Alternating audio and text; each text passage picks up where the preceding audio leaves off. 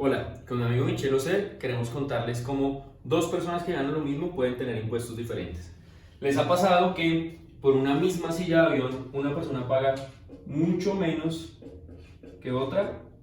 Pues nos pasa igual con los impuestos. Algunas personas pagan un valor de impuestos y otras personas pagan un valor mayor sabiendo que tienen los mismos ingresos. ¿Cuál es la diferencia? Los alivios tributarios. Conozcamos cuáles son los alivios tributarios a los que los colombianos tenemos derecho. El primero son los dependientes, son las personas que dependen económicamente de nosotros.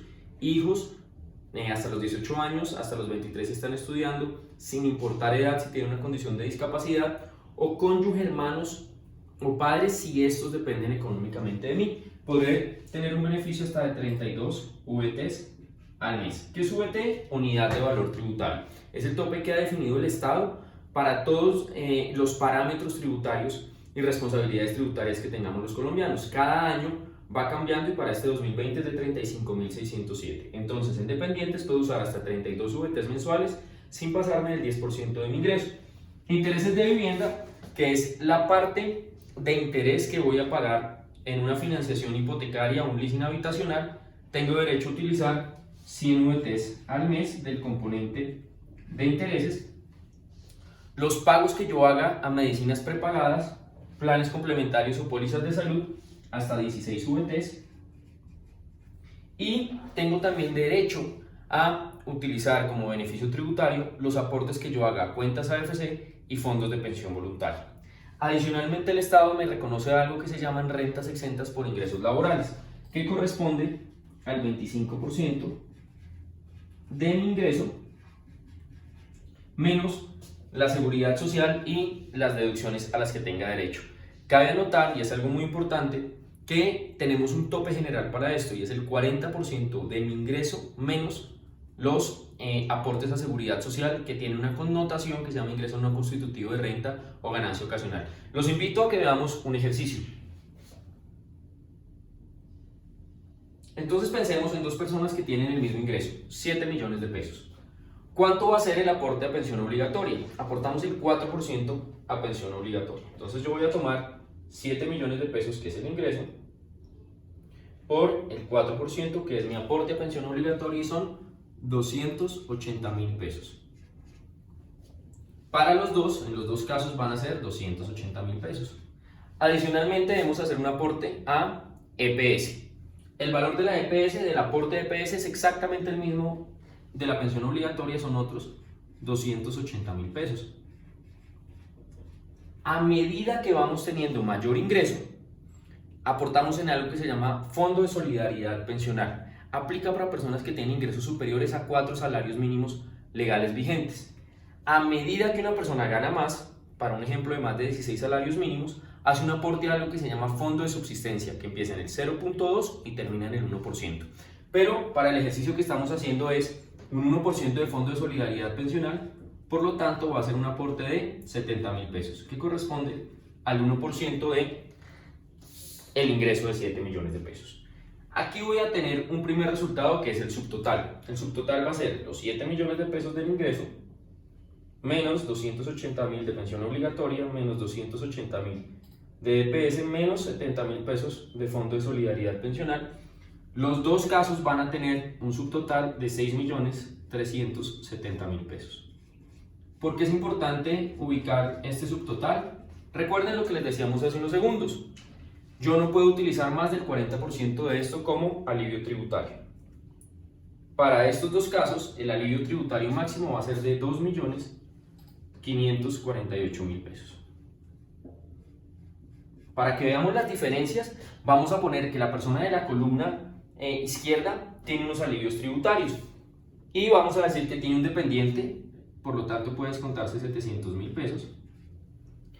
Les propongo que pongamos 300.000 pesos de intereses de vivienda. ¿Cómo sé cuánto es mi interés de vivienda? En un extracto del banco en el que tengo la obligación puedo ver el aporte a capital y el aporte a intereses, que tiene una prepagada, un plan complementario de 80.000 pesos, que está haciendo aportes a una pensión voluntaria de 194.000, y aquí viene un cálculo que cambió con las últimas reformas tributarias, y es que para calcular la renta exenta yo no multiplico el 25% del ingreso, sino que resto todos estos valores. Entonces tomo la base de 7 millones de pesos, le resto la seguridad social, le resto también los alivios tributarios. Entonces empiezo con el dependiente, le resto también los intereses de vivienda, le resto el valor de la medicina prepagada y lo que nos notificó la persona de ahorro. Eso me da un valor de 5.096.000 pesos. ¿Qué debo hacer con esto? Le calculo el 25%, que es el valor que el Estado me permite tomar como renta exenta. Para este caso va a ser 1.274.000 pesos. ¿Qué debo verificar? Que la suma de estos valores no supere 2.548.000 pesos. Si lo supera, no lo puedo utilizar como beneficio tributario. Rápidamente vamos a sumar que sea el valor que no sobrepase el límite establecido por la ley.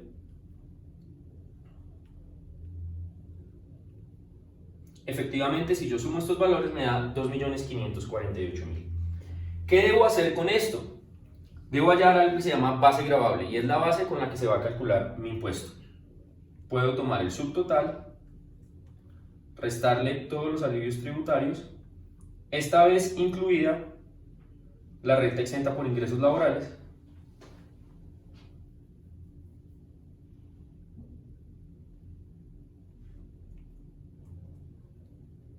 y me va a dar una base gravable de 3.822.000 pesos. ¿Qué debo hacer con este valor? Lo debo convertir en VTs e irme al estatuto tributario y ver el artículo donde me presentan los rangos de la tabla para calcular la retención en la fuente. Previamente, y para efectos del ejercicio, en este rango, esta va a ser la fórmula de la renta de fuente. La base gravable en VTs menos 95 VTs por el 19%.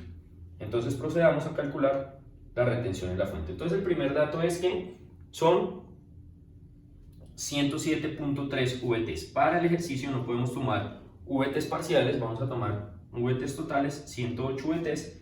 Y si yo someto 108 a esta fórmula,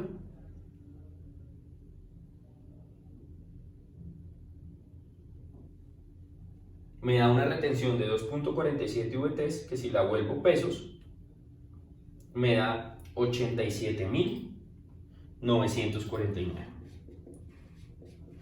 Ahora veamos qué pasa con el caso de la persona que no utilizó los alivios tributarios. Entonces el dependiente va a poner 0, en intereses de vivienda 0, prepagada 0, pensión voluntaria 0, excepto en renta exenta, porque todos tenemos derecho a nuestra renta exenta, y va a ser los 6.370.000 del subtotal por el 25%. ¿Y por qué esta razón? Porque no tengo nada más que restarle sino los aportes a seguridad social. Me va a dar que esta persona tiene una renta exenta de 1.592.500 pesos. Si yo calculo la base gravable,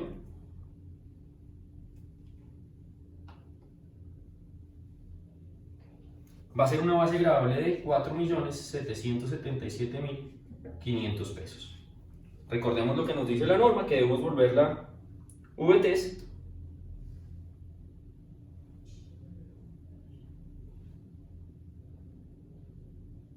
Y me va a dar 135 VTs de base gravables. Exactamente son 134.17. Recordemos que vamos al número de arriba. Y si lo someto a la fórmula, va a ser 135 menos 95 por el 19%, 7.6, y eso lo vuelvo pesos. Me va a dar una retención en la fuente de 270.613. La diferencia en cada mes entre una persona y otra es de 182.664 pesos. Si lo llevamos al año,